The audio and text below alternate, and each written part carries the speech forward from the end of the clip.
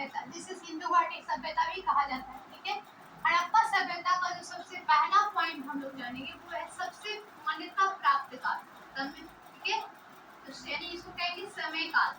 जो सबसे मान्यता प्राप्त काल है उसको समय काल, वो है हमारा 2500 ईसा पूर्व से। ठीक है, 2500 ईसा पूर्व से 1750 ईसा पूर्व। ठीक है, 2500 ईसा पूर्व से 1750 ईसा पूर्व। कुछ पॉइंट्स पहले देखते हैं, उसके बाद देखेंगे कौन कौन सा यहाँ पे स्थान मिलता है हड़प्पा सभ्यता में। ठीक है, तो इसी में सेकंड पॉइंट जानेंगे कि इसको क्या कहते थे, नगरीय सभ्यता कहते थे। नगरीय सभ्यता कहा जाता था। ठीक है, नगरीय सभ्यता कहा जाता था। ठीक है, नगरीय सभ्यता के साथ साथ एक पॉइंट और जानिए कि इसमें ये सिर्फ दक्षिण एशिया की, ठीक है, दक्षिण एशिया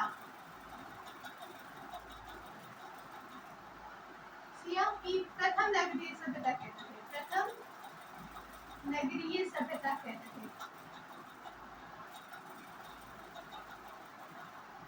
ठीक है, नेक्स्ट पॉइंट में हम लोग जानेंगे इसमें कि कांस्य युगीन सभ्यता थी। कैसी सभ्यता थी? कांस्य युगीन सभ्यता।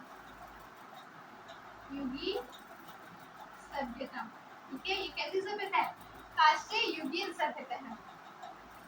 नेक्स्ट पॉइंट में जानेंगे कि सर्वप्रथम कौन पॉइंट में कि सर्वप्रथम यहाँ कपास का उत्पादन किया गया था। सर्वप्रथम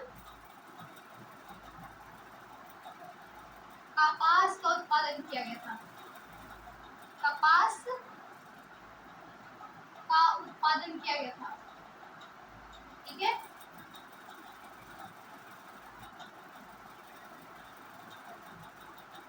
सर्वप्रथम कपास का उत्पादन किया गया था। फिफ्थ पॉइंट में लिखेंगे कि ये पशुपालन करते थे। ठीक है, ये पशु पालन करते थे, परंतु कुछ होगा, परंतु घोड़ों की जानकारी नहीं थी।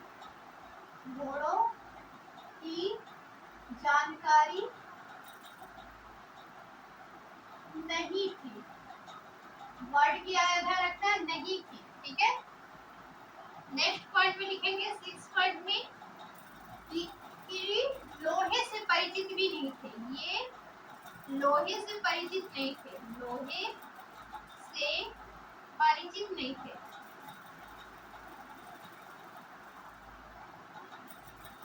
ठीक है, एक पॉइंट और लिखिए सेवन पॉइंट में कि इनकी जो लिपि है, ठीक है, क्या है? लिपि। लिपि भाव चित्रात्मक है। भाव चित्रात्मक। ठीक है, इनकी लिपि कैसी है? भाव चित्रात्मक है। हम लोग की लिपि है देवनागरी, वैसे ही इनकी लिपि क्या है? भाव चित्रात्मक। अब भाव चित्रात्मक क्यों कहा जाता है? जैसे कि हमारी जो लिपि है देवनागरी, उसमें हम कैसे लिखते हैं? तो बाएं तरफ से लिखना शुरू करते हैं, इधर की ओर जाते हैं। ठीक है, वैसे ही उर्दू इस साइड से लिखा जाता है, इस साइड की ओर आते हैं। परंतु इनकी जो लिपि है भाव चित्रात्मक, उसमें ऐसा नहीं था। हमेशा ये लोग क्या करते हैं? दाएं तरफ से लिखना शुरू करते थे और बाएं तरफ की ओर आते थे।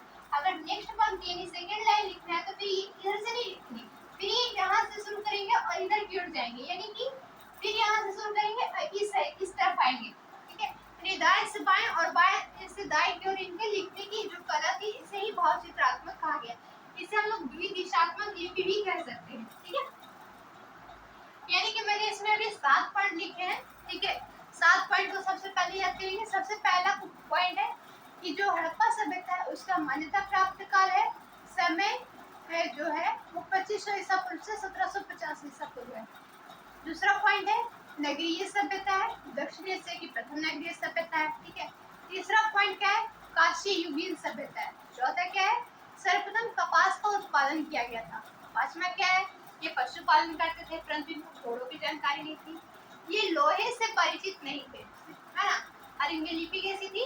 भाव चित्रात्मक थी। भाव चित्रात्मक क्यों है? जो मैंने समझा दिया कि इनकी जो ये जो लिखते थे वो दाएं से बाएं और बाएं से दाएं की ओर लिखते थे। ठीक है, आगे हम लोग लिखेंगे, इसको मैं मिटाती हूँ और आगे मैं लिखने जा रही हूँ।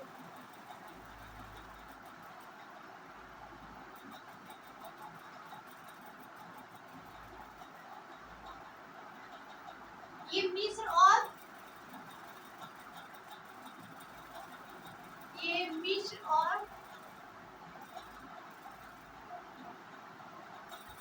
मेसोपोटामिया के समकालीन थे।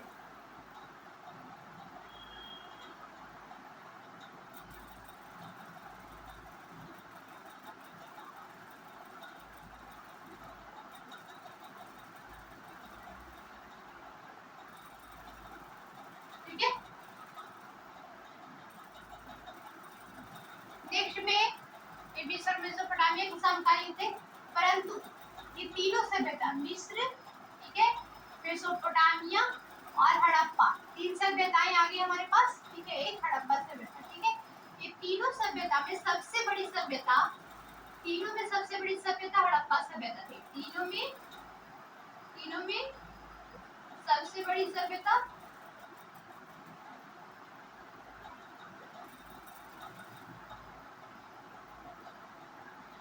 हड़प्पा सभ्यता।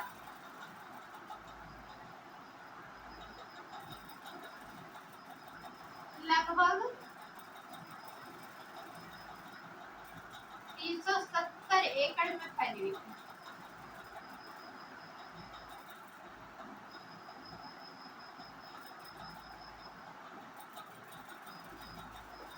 ठीक है, नेक्स्ट पॉइंट इसमें लिखेंगे यह धर्मनिरपेक्ष सभ्यता थी। कैसी सभ्यता थी?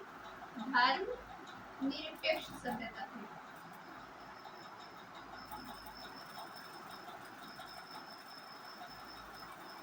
धर्मनिरपेक्ष है तो क्यों है धर्मनिरपेक्ष, ये भी जानेंगे, क्योंकि यहाँ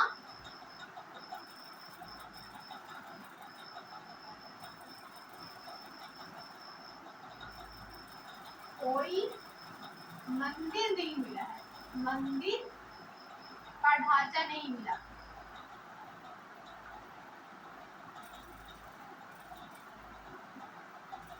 ठीक है, आप लिख के मैं थोड़ा इंक डालती हूँ।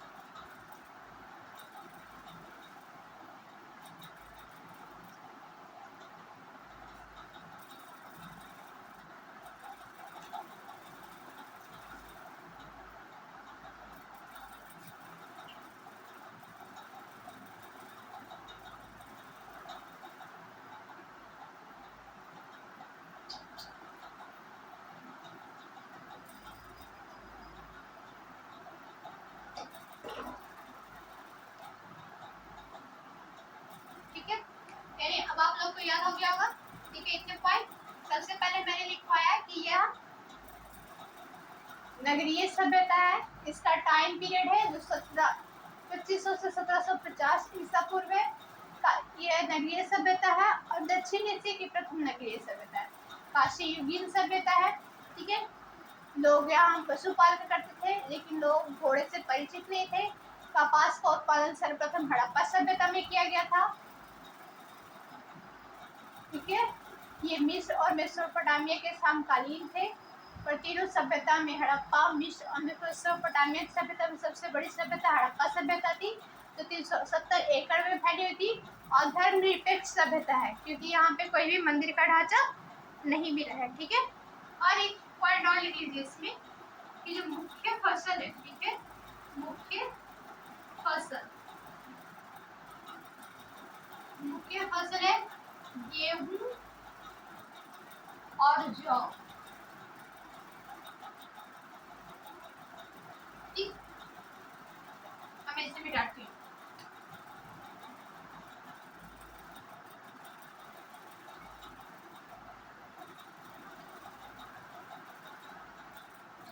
अब इसके बारे में जानेंगे कि हड़प्पा सभ्यता में कौन कौन से स्थल मिले। उससे पहले हम लोग ये जानते हैं कि जो हड़प्पा सभ्यता उसके 4 स्थल, जो सबसे पूरा पश्चिम उत्तर दक्षिण में है। सबसे उत्तर में है मांड। ठीक है, सबसे उत्तर में क्या है? मांड। दक्षिण में क्या है? दाइमाबाद। ठीक है, और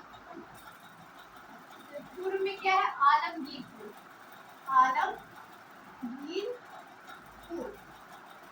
और पश्चिम क्या है? सुत्तांगेरडोर। ठीक है, यानी सबसे पहले तो 4 क्वेश्चन ये बन जाते हैं कि हड़प्पा सभ्यता का सबसे उत्तरी स्थल मांड, सबसे दक्षिणी स्थल दाइमाबाद, सबसे पूर्वी स्थल आलमगीरपुर और सबसे पश्चिमी स्थल सुत्तांगेरडोर। अब ये कौन नेक्स्ट क्वेश्चन बनेगा, कौन से राज्य में है? ये है जम्मू कश्मीर, ये है यूपी, ठीक है, ये है महाराष्ट्र।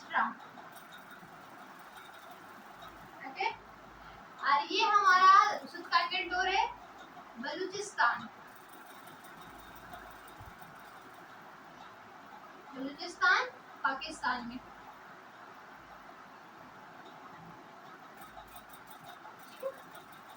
अब इससे नेक्स्ट क्वेश्चन बनेगा जो दो क्वेश्चन तो हो गए। सबसे पहले कि हड़प्पा सभ्यता का सबसे उत्तरी स्थल मांड जो जम्मू कश्मीर में पड़ता है, सबसे दक्षिणी स्थल दाइमाबाद जो महाराष्ट्र में पड़ेगा, आलमगीरपुर जो उत्तर प्रदेश में है, और सुल्तानगंज जो पाकिस्तान में, ठीक है, बलूचिस्तान पाकिस्तान के बलूचिस्तान में पड़ता है। नेक्स्ट इससे पड़ेगा कौन से नदी किनारे है, तो ये है चेनाब, ठीक है, ये है हिंडन नदी, हिंडन नदी, ठीक है, और ये है दाशक नदी, दाशक नदी, ठीक है। इसका नदी का स्पेस अभी खा लेती हूँ, मैं नेक्स्ट बता सकती हूँ, ठीक है। अब इतना क्वेश्चन पहले हम लोग याद करते हैं। सबसे पहले मांड जम्मू कश्मीर में, दाइमाबाद महाराष्ट्र में है, आलमगीरपुर उत्तर प्रदेश में है, और सुल्तानगंज बलूचिस्तान के पाकिस्तान में है, ठीक है। अब मांड चेनाब नदी पर है, आलमगीरपुर हिंडन नदी पे है, और सुल्तानगंज दाशक नदी पे, ठीक है। अब इसमें थोड़ा ज्योग्राफी में बताती हूँ चेनाब के बारे में, ठीक है। चेनाब नदी, ये एक्स्ट्रा पॉइंट भी याद रखें क्योंकि ये हिस्ट्री का नहीं है, ठीक है। चेनाब नदी हिमाचल प्रदेश के हिमाचल प्रदेश यानी एचपी के बाड़ा लाचला पास से निकलता है, बाड़ा लाचला दर्रा जिसे पास कहते हैं, ठीक है। बड़ा लाचला पास से निकलता है। बड़ा लाचला पास से दो नदी निकलती है, एक निकलती है चंद्रा, एक निकलती है भागा, ठीक है, हिमाचल प्रदेश में है। आगे हिमाचल प्रदेश में आके यहाँ पे एक तांडी नामक स्थान है, क्या तांडी, तांडी में आके मिल जाती है। मिलने के बाद ये नदी बन जाती है चेनाब नदी, कौन सी नदी बनती है, चेनाब नदी, ठीक है। चेनाब नदी का उद्गम पता चला, चेनाब नदी कहाँ से निकली है, हिमाचल प्रदेश के बड़ा लाचला दर्रा से, ठीक है। बड़ा लाचला दर्रा से दो नदियां निकलती, एक चंद्रा और एक भागा, ठीक है। आगे आके तांडी नामक स्थान पे हिमाचल में ही मिलती है। उसके बाद इस नदी का नाम हो जाता है चेनाब नदी। थैंक यू आज के लिए।